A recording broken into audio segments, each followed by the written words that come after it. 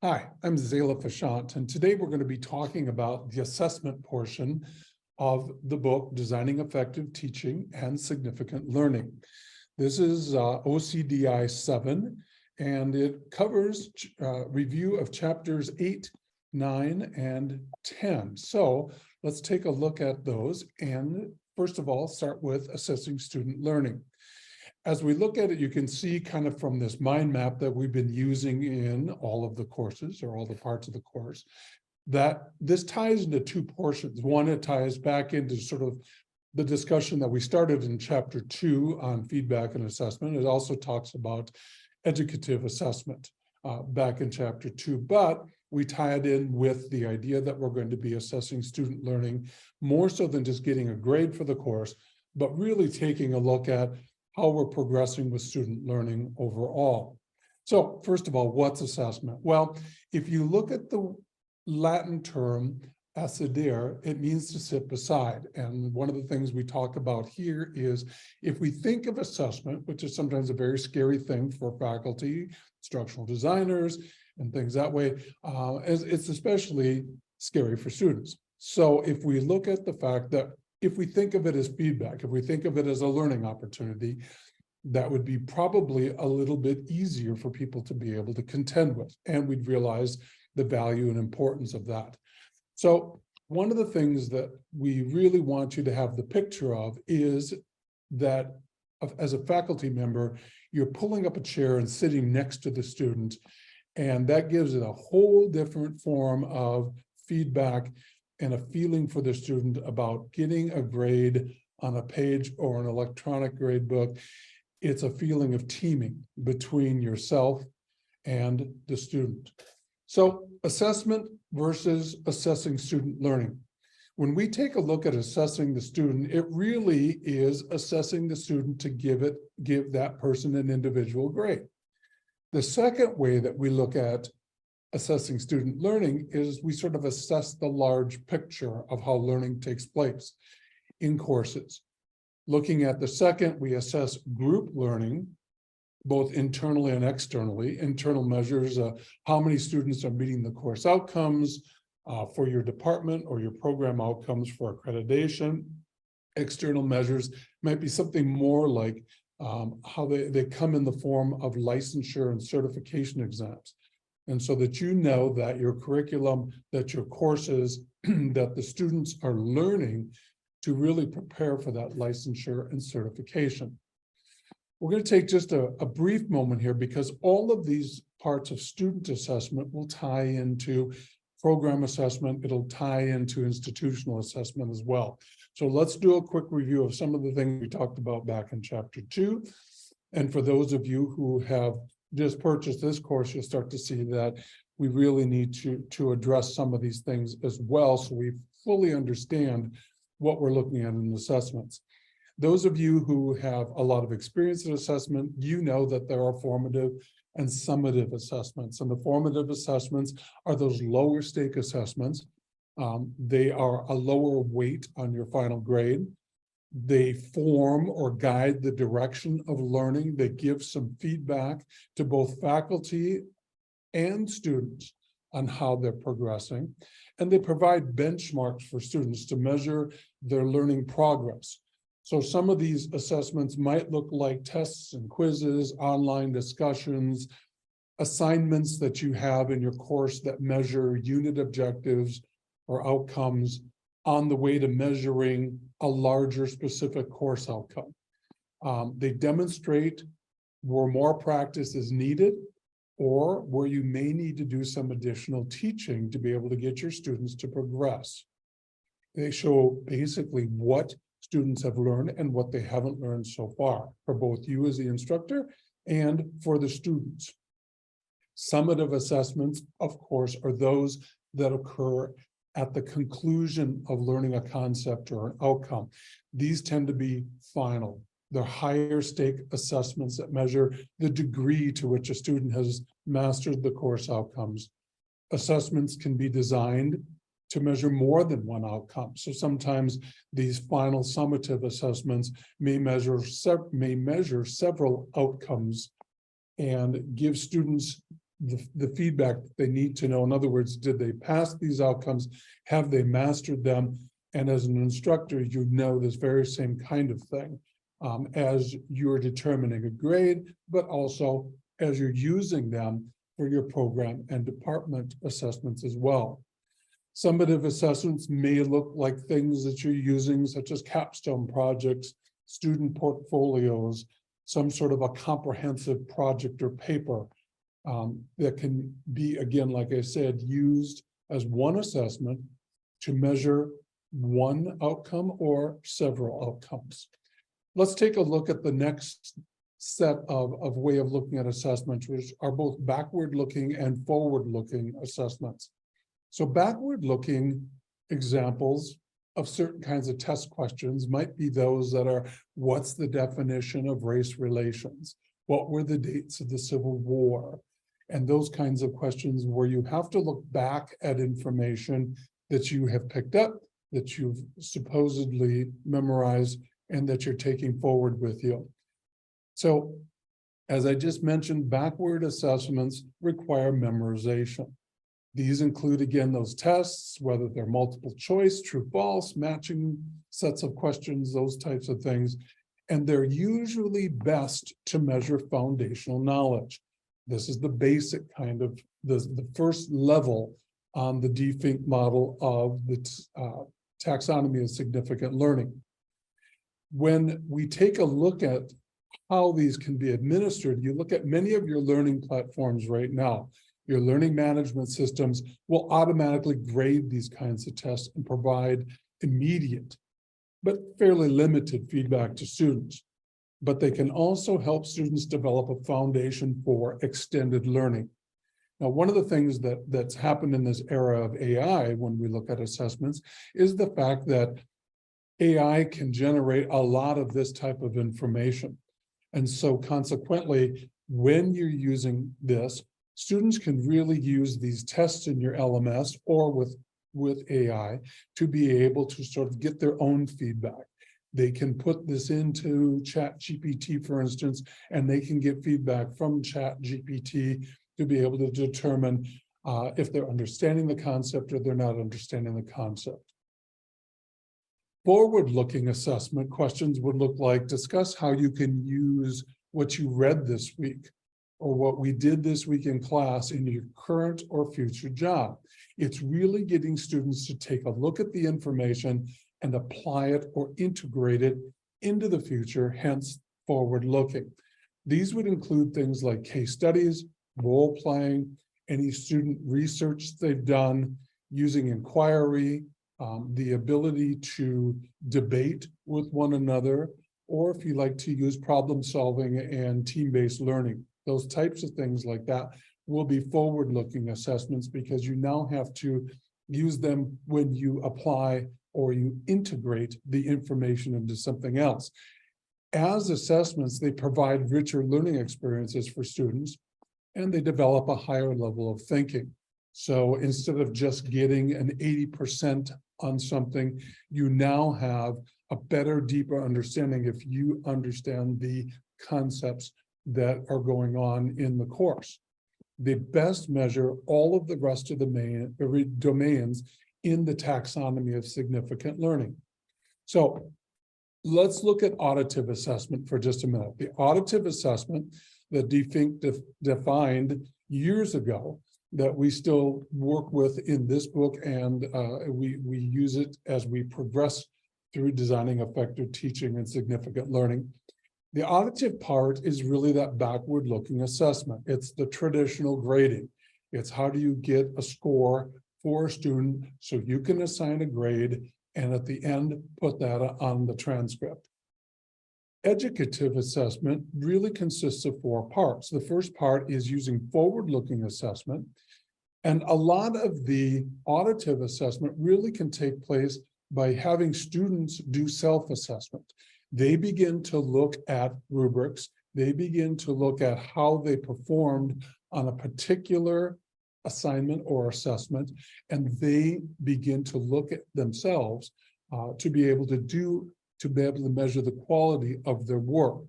They do that by using criteria and standards. And I mentioned the word rubric because that becomes important. You need to give them something to be able to assess themselves with, and that would be the rubric for criteria and standards. So you're telling them, what does an excellent paper look like? What does a very good paper look like? And hence they can begin to identify their own work and grade their own work.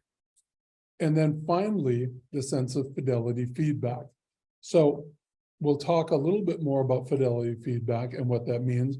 But all of this provides better learning. So as we look at that, fidelity feedback, again, is going to be frequent feedback that's given immediately, that is discriminating because you're using the criteria, the standards, and finally giving in a loving or sort of respectful way so that students can begin to understand that. The better learning comes from this being more authentic, and both in the assessment side of it and in the grading side of it, it becomes more of a learning experience and less of a test. So, did your feedback connect with students? For larger assignments, students could turn in the analysis of their work. So prior to you grading it and you looking at things, they can begin to do that self-assessment piece, which I think is really great. It eliminates the feeling statements that students give you, like, I worked really hard on this. And they start to take a look at you giving them a grade. And in this case, they are really earning the grade. And most of them, in my experience, and as we've worked with faculty, are pretty honest in their critique. They begin to see where they've done well and where they need some of their own improvement, which is something that when you look at their performance in the workplace, eventually, we want them to be able to do more of that and less saying, well, I'm just trying to please my instructor or I'm trying to please my boss. I need to know exactly what it is. We want them to take the ownership and be able to determine what they need to do to make their own improvement. I think one of the things that you could do as a tip is think about, after receiving the feedback, the grade, especially in the online course, to stay connected with them, I would often have them write a 1-paragraph response back about how they could use this feedback in the future on other work in the curriculum, on other courses within the course, if it's early on in your course, and finally, in the workplace. When you take a look at with their work, what they're going to be going into and doing as a career, how can they use this feedback to really take a look at what they're going to be able to improve upon so that they're a stronger candidate for positions in the future. So let's take a moment just to do a quick breakdown on constructing rubrics. When you look at Stevens and Levy, from 2012, and this is a pretty good idea, especially if you're newer to rubrics. We want to take a look at 4 particular areas, these 4 elements. 1 is going to be the description of the task, 2 is scale for grading, 3 dimensions or the criteria to evaluate, and the 4th one is simply descriptions at each level of the grading scale, so students can better identify where they're at. And as you give feedback, and remember, a rubric really is giving them a lot of feedback, some of which is very important for them to do as they're constructing their project. And the other part of it is going to be maybe make more sense once they've seen it and once they've gotten your feedback in evaluating their work. So let's just take a look. This is kind of a scale of a rubric that you would create. And it looks a little bit different here, but you can see that first of all, we have this one happens to be on course discussions. So we have the description of the task. This is going to be when we have online course discussions or in class, this is what we're going to be talking about. So it's really a title of what the rubric is going to be about. The part that you see here to the left is going to be the criteria. I want them to take a look at the content of what their discussion, the discussion entails. I want them to look at their writing quality, and I want them to take a look at how they support their ideas and their thoughts within a discussion. Are they using experiences? Are they using additional resources? how are they tying that into something else that they're bringing in? So they're taking some initiative. We have a scale. Sometimes scales are written with words at the top, being excellent, proficient, developing, beginning, those kinds of words that you can choose. And they also are written with point values in there. So there might be 4 points, 3 points, 2 points, 1 point. And you can take a look, you can even do a range of points that you can decide that once you've read something, you can decide if it's worth 20 points or 16 points, anywhere in between there, you can start to determine what that's going to be. So it gives you a little latitude as the instructor. The last part of this is going to be the dimensions, these descriptions that are there. Under the excellent category, of course, there's going to be the highest standard. What is it that you expect to see from the best work? And then you can see as it moves to the left or to the right, you've got the medium high standard, there's sort of the medium low standard, and then the lowest standard under the beginning. I often tell my students, look in the excellent category and shoot for that. Who wants to walk in there and decide they're just going to go for the beginning level?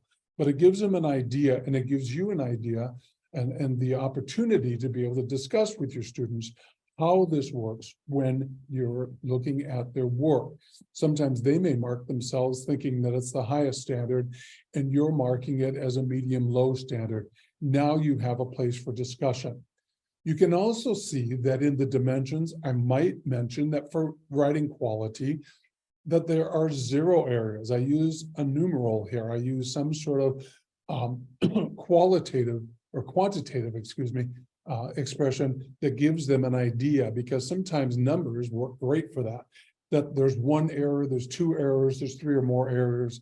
So when they're turning in their work, they can see, yeah, I made 2 mistakes. I'm in the developing, I get that. I will make sure I don't make 2 mistakes next time so that I can get into the excellent category there. So these are the important things to do in developing rubrics. This is, again, a basic sort of a primer at being able to look at how you would develop them and the philosophy behind them. Here you can see, I tend to, when writing rubrics, I tend to write a lot of information within the boxes because I'm using this as feedback. So if I tell somebody they're proficient at something, they can look at the difference between excellent and proficient. And I tend to use the same format when I'm writing under excellent as what I do under proficient, because I want them to follow along and see the differences between excellence and proficiency. One of the things that you want to note is that when you look at the number of points you're handing out, you want to make sure that you're handing out points that are, what is excellent for you? What grade would excellent get? And so when you take a look at 9 or 10 points, anything that's 90% is in the excellent category. But look at this one here. If I put proficient as 8 down to 6 points, I'm saying that anything from 80% to 60% is proficient. And I don't know that 60% is proficient. And hence, you might want to make sure again that, you may use for excellent 9 or 10 points, you may use for proficient 7 or 8 points, and then start with more of the, what we would think of the D's or the F's under developing or opportunity for improvement kinds of scores that way. You don't have to use 4. Sometimes people use 3 categories there, and you can make that decision on your own. And you can see that we have actually sort of a 6-column table on self-assessment for your course design. And we've done this before so that when you get this and you give this out to students, students can take a look at these things ahead of time. They can begin to look at what the information is. And if I said that your big dream was excellent, the course outcomes are proficient, the outcomes are written appropriately for each of the domains, maybe that again is proficient, you can see what it would take to get it into the excellent category, just like you would with students. Now, I think this is a great tool to use with students, to give this to them ahead of time and have them turn in a critique of their work along with their actual assignment. Let's take a look at other kinds of course assessments. And the reason I'm bringing all of these up under assessing student learning is because all of these can apply with some work, again, like I said before, to your program or department assessments. They can also work toward your institutional assessments. So we've learned about classroom assessment techniques. It's in the book. You can read a little bit more about those. Wonderful activities. They've been around for a long time, but they're still very effective. Portfolios as assessments, getting a chance for students to gather their best and curate their best work. Group and individual projects, research papers, journals, and reflective writing. Those work especially great for the affective domains of the taxonomy of significant learning. You can also sometimes get critique of professional performance. How did someone perform on a solo that they played on clarinet? How did someone perform in a dance recital? How are they doing things that way? So you get that type of critique, which is different than some of the work that we do that we see in written or oral presentations. And finally, student development plans for learning how to learn. How are students going to take this information and what can they do to improve their learning going down the road so that they correct as much as they possibly can ahead of time before they get the more formal assessment or critique from you as the instructor or other instructors or their supervisor in the workplace. So sometimes people talk to us when in the book that we covered this with, and they say, is this an assessment or is this a learning activity? And I think that line has become very blurred now, because the philosophy more recently has been that assessments really should be something that you learn from. You don't just get 86% written on the top of a piece of paper. You don't get B+ or A- written on the top of a piece of paper, or maybe some comment that says great work, or something like that that's been done back in the 70s and 80s.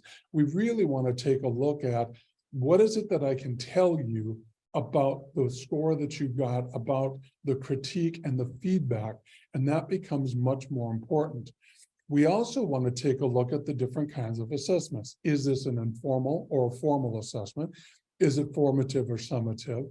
And then how can it follow some of the learning types, such as active, passive, connective, and reflective? And these are in your book, and we're going to show you a little bit more about that. It's your choice. There's no correct answer.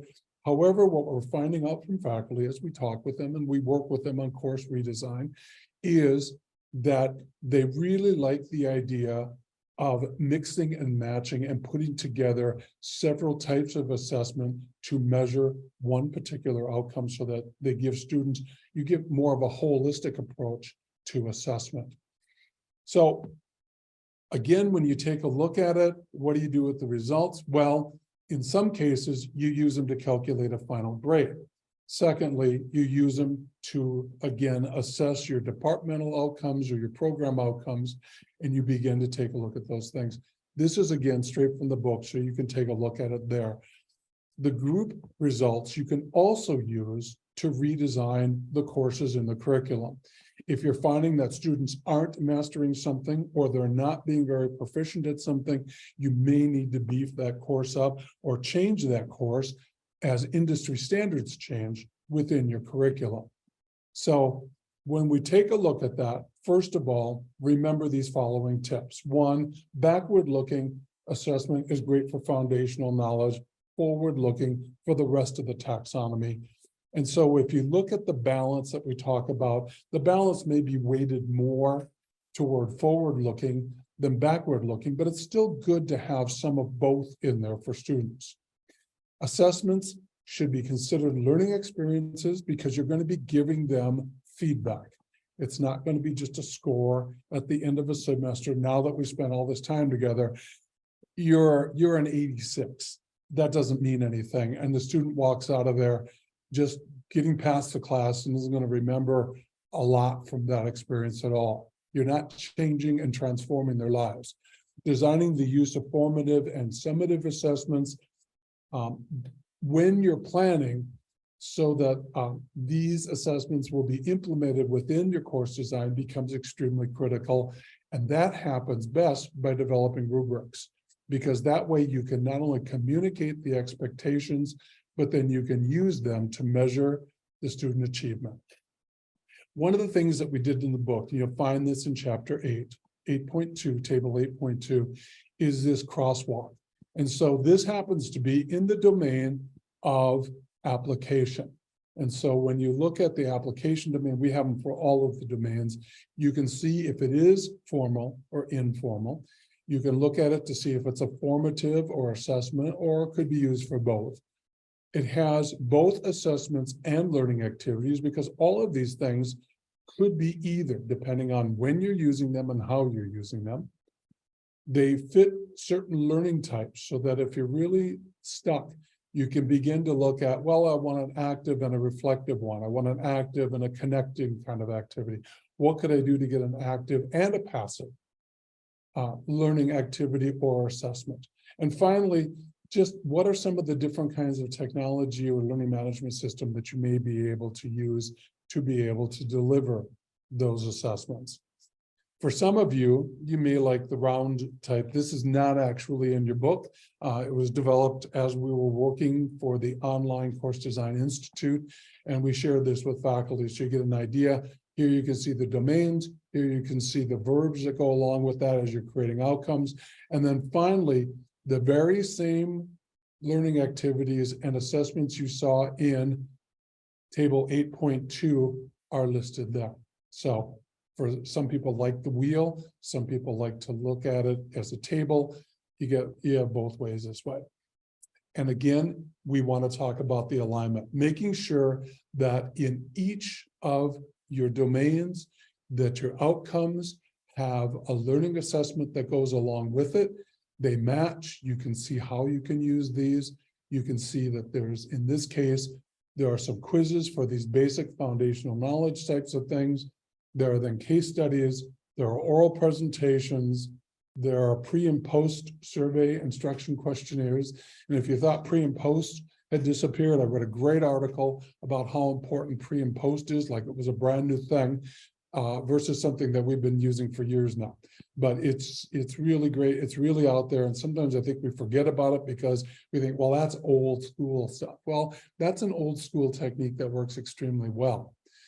We also have included a table, a rubric for you to really take a look at your assessments. And so take a look at this, use them, make sure that you've got some great ideas as to, again, like you would with your students, self-assess your own course.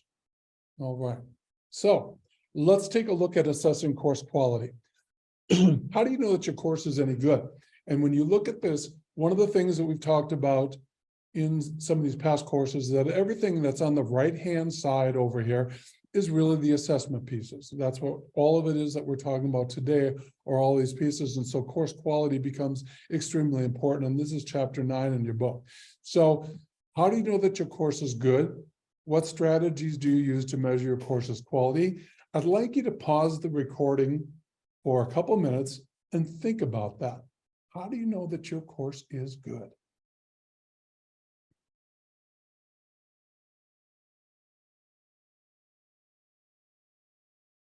Well, let's take a look at some reasons for measuring your course quality. One is measuring course quality builds your teaching confidence. You know that you may have need to make some changes based on assessments, the assessments of things that are happening in your course, the student learning piece of that again.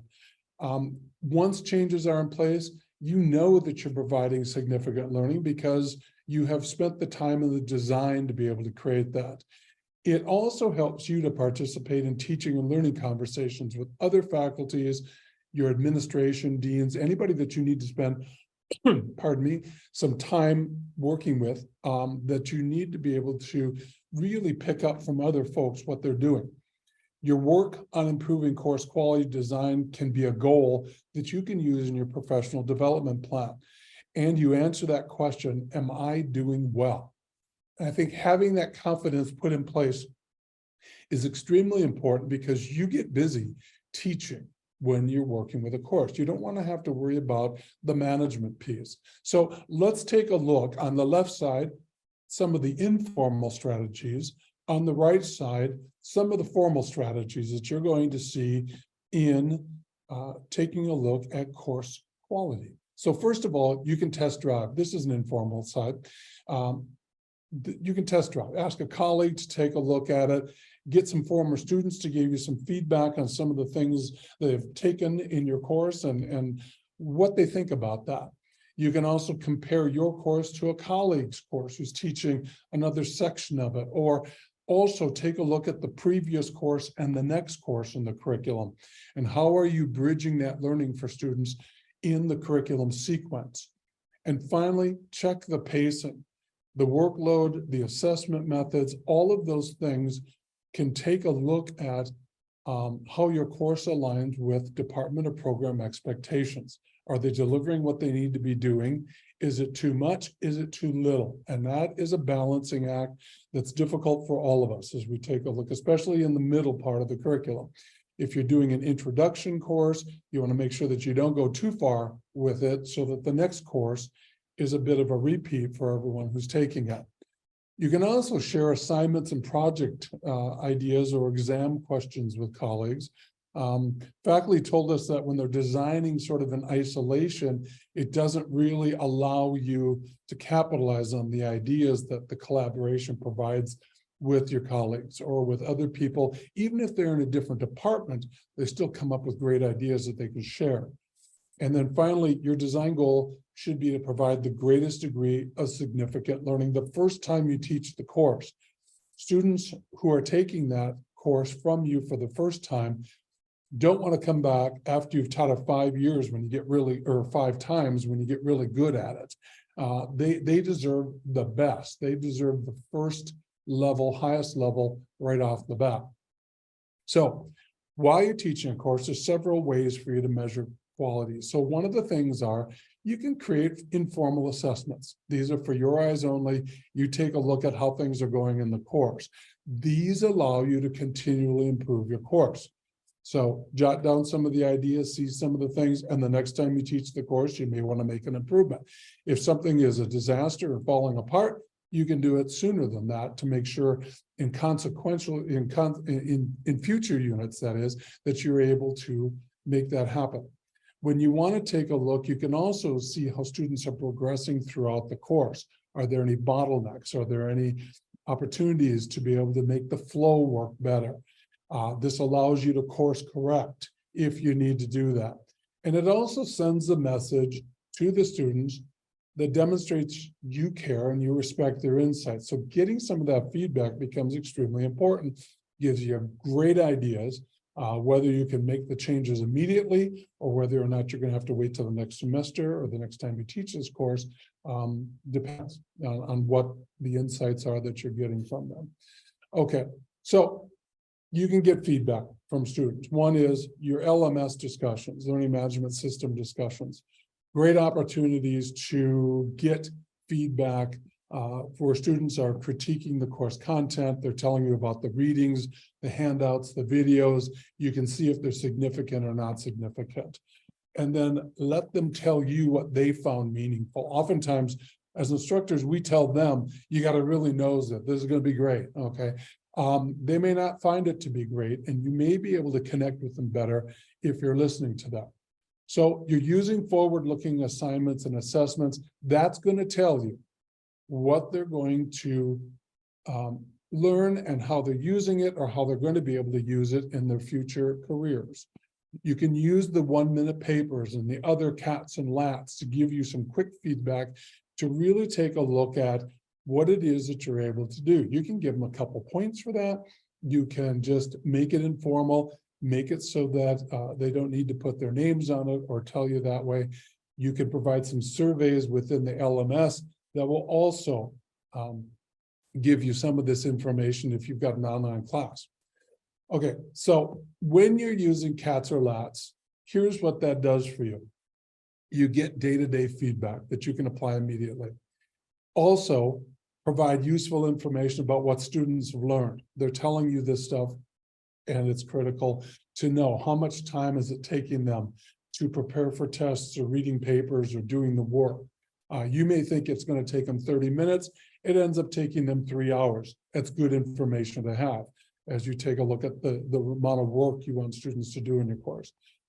It also allows you to address any student misconceptions or lack of understanding in a timely way, because you can send out a communication to the entire class quickly, whether that's face-to-face or an online situation. It also helps foster that positive working relationship with you and the students so that they can really take a look at the teaching and learning is an ongoing process, and that their participation and your participation becomes a team approach to this. For students, CATs and LATs can also develop self-assessment and learning management skills. They can take a look at the fact that this is kind of their responsibility in the course. It can reduce feelings of isolation. It gives them an avenue to be able to talk, especially in larger classes. It gives them a chance to communicate with you that way. It also can increase their understanding and their ability to think critically about course content. Introverts love to be able to do this kind of thing as they give you feedback and information and telling you what it is that they're learning. If they may not always demonstrate it in class, in a face-to-face situation right off the bat, but they love to be able to tell you what they're thinking about as they get the time to think about it. So foster an attitude that values understanding, long-term retention, and finally, show that you are interested and supportive of their success because you're asking them questions, you're asking them to be involved, and you're engaging them that way. So create your own course assessments. You can use them anytime throughout the course. You can use them right away at the very beginning. You can start to get that feedback right away. They know that you're interested. They know that you want their feedback throughout the course. You're setting the tone. You can use a Likert scale. That's that strongly agree, disagree kind of thing. It's oftentimes best to use 4 choices. That way it forces them. You don't get that neutral response, the NA kind of thing going on. That works out well. And you can see some examples below, and we have more in the book that are there. But you can just do one at the very beginning. You can take a look at others that we've put into the book to really take a look at what are some of the very short, maybe 4, 5 questions at the most that you're going to be able to ask them about how the beginning of the course was. What did you find out? This will give you a lot of great information as to what to put in your syllabus and what to put in the instructions as you go through the course that way. All right. So the last part of this that I wanted to go over on course quality is going to be an idea that you can do some informal assessments yourself. And if you want to take a look at the Open SUNY course quality review, the OSCQR, you can go ahead and pull that up online and take a look at it. Let's go a little bit closer here so you can see that here's an example of a chance that you can take a look at for course overview and information. Another category is the course technology and tools, and they'll walk you through the parts of the plan or the parts of their course design review there. And then you can again do a self-assessment here and take a look at some of the things that you may need to be able to change, or the things that you know that you've got included with that.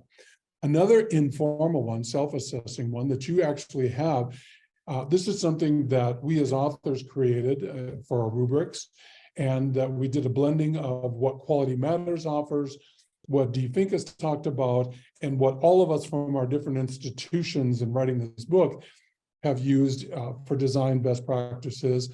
And you can see that table 9.1 in your book actually talks about these different pieces here. And you do have some rubrics that'll help you get there going in a variety of ways. There's one on learning outcomes. There's one on the activities, the assignments and assessments. And then finally, there's one on instructional content and materials. So these 4 we've developed, we've used with faculty.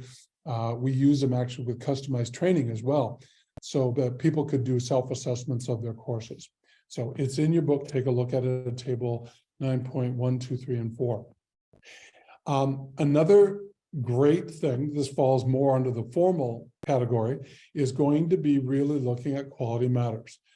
These kinds of sort of formalized, peer evaluated assessments that you can get. You can see here that the QM rubric right now evaluates these 8 standards. In July of 2023, there'll be a new rubric that comes out. And so some of these may change a little bit. There may be some additions, but we'll take a look at some of the opportunities there. But again, by looking at some formalized ways of being able to do that, you can have some other people take a look at your course and give you a lot of great feedback on it. So when you take a look at this, again, remember, test driving, measuring quality as you teach, that you're getting feedback from students in a variety of ways. You can measure quality after you teach from instructional course evaluations, some of which you could hand out and create for yourself if your course isn't being evaluated, and then self-assessing your course design through rubrics that are out there and that exist for you. Under the formal side, you can use your course end of course surveys. That becomes extremely important to get a lot of great feedback from students. You can have mentoring by faculty who are experienced peer review course designers themselves, people who've gone through the process, whether it be on your campus, or you can look at the kind that will bring in things nationally or internationally through a group like Quality Matters. You can also take a look at the accreditation preparation, campus visits, those types of pieces of what they tell you they're going to be looking for and what you can get, and they'll be providing feedback on courses and curriculum along with other parts of your program. So let's conclude this with what's in chapter 10 of the assessment portion of the book, which is going to be really looking at your programs and departments and your institutions. So again, you can see on that book map that I showed you earlier that we're looking at these 2 areas here. So the big picture of assessment is this. It is ideal to be able to create this sort of micro to macro assessment framework.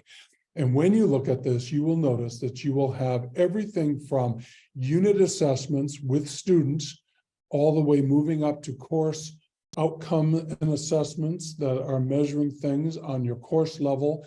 You've got your course survey assessment. You've got all those pieces we just talked about with your courses, informally and formally, that you can bring into this.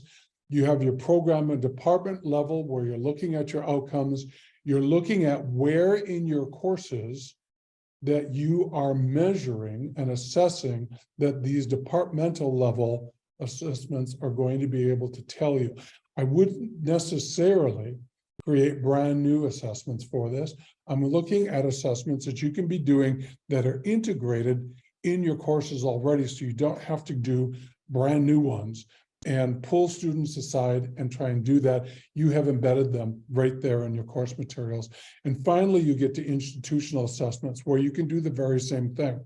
Through your department or program, through your courses, you are gathering information all the time from your students at the same time that they're taking your course, that they are able to truly be able to evaluate whether or not you are meeting your institutional outcomes.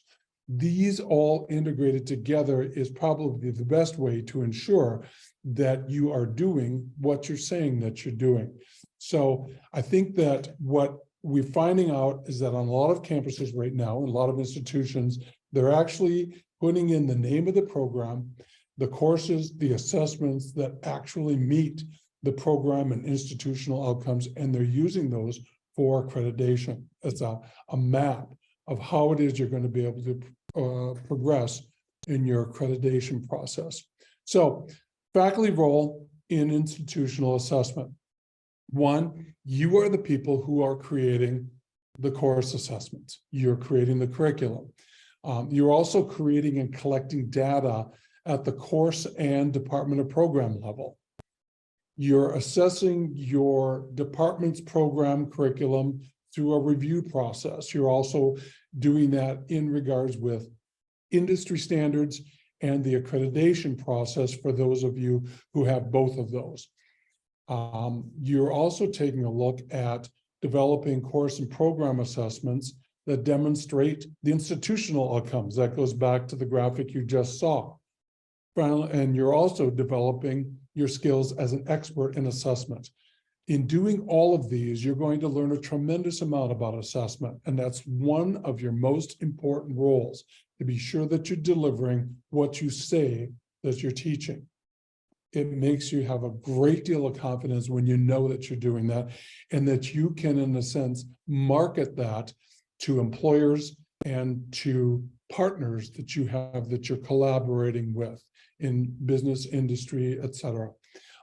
And other educational institutions as well. So actually, you have the best seat in the house to really be able to see what this assessment from the lowest level to the highest level is all about. When you look at department assessment, there's a lot of ways, and these graphics are in your book. There's a lot of ways for you to be able to gather this. One, advisory boards. You may have portfolio examples, exhibitions that you're providing in your program. You have the review process for your program or department. You may have external funding assessments, so that if you are getting grants from other places, you're able to take a look at those and fulfill the assessment requirements for those grants.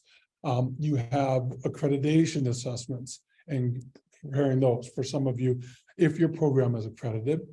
And you also have skills and outcomes assessments. So sometimes you participate in a program that need to demonstrate skills of the outcomes. For institutional assessment, this is much the very same way. Some of the unique and added pieces are that you have student satisfaction and engagement assessments. You also have employee engagement assessments that go along with that. You are assessing the institutional outcomes. You again may have some sort of governmental or department assessment that comes along through that you need to be able to complete, whether that's for accreditation, whether that's through funding for scholarships and other monies that come in for students. You have institutional research that you can delve into to get this. And again, just like we said for programs and departments, there could be accreditation assessment that becomes there. So all of these pieces are vitally important when you're assessing the institution. So these assessments should or may play a role in your course design and development. When you take a look at how you design your course, you should keep an eye toward how are you meeting your program or department's outcomes, how are you meeting the institutional outcomes. And as the landscape changes, you get new technologies, there's new processes, industry or accreditation standards change, course design or redesign is necessary. So all of these changes may require faculty learning. And of course, that's the last part that we have in the cycle of course design, where you begin to take a look at how great this is for your own development, for your own professional development, the kinds of help you need, and that closes up the circle of the cycle of course design. We talk about that in OCDI 8. We talk about that in, for those of you who have the bundle course that you're looking at all of this together, these are chapters 11 and 12 in your book, so you've got that information. Many of you, if you haven't yet, make sure you check out your academic master plan. These, again, will show you, the plan has usually the following bullets, as you can take a look at those. They'll take a look at this again. What's the direction? What's the backbone and the framework for the academic work that the institution is taking on? So when you look at all of these things, this becomes extremely important because it really should guide everyone within the role of academics to be able to take a look at what it is you're trying to accomplish, and it helps you plan for those types of things. And these are created every 3 to 5 years so that you can upgrade them. When you go for institutional accreditation, they want to take a look at your academic master plan. If you haven't seen yours yet, you should make sure that you scout that out and talk to your administration about getting a copy of it so that you can really learn what it is that you're an active participant in. So In conclusion, assessment is the key to quality and continuous improvement. One assessment, whether that be at the course level, the program or department level, or the institutional level, can actually measure multiple outcomes at these multiple levels. And finally, designing a micro to macro assessment pathway ensures a comprehensive alignment for the entire institution. Thank you for joining. Enjoy the chapters in the book. They're great things, and there's several activities that you can participate in the course. And we wish you the best of luck on that. Thanks for joining us today.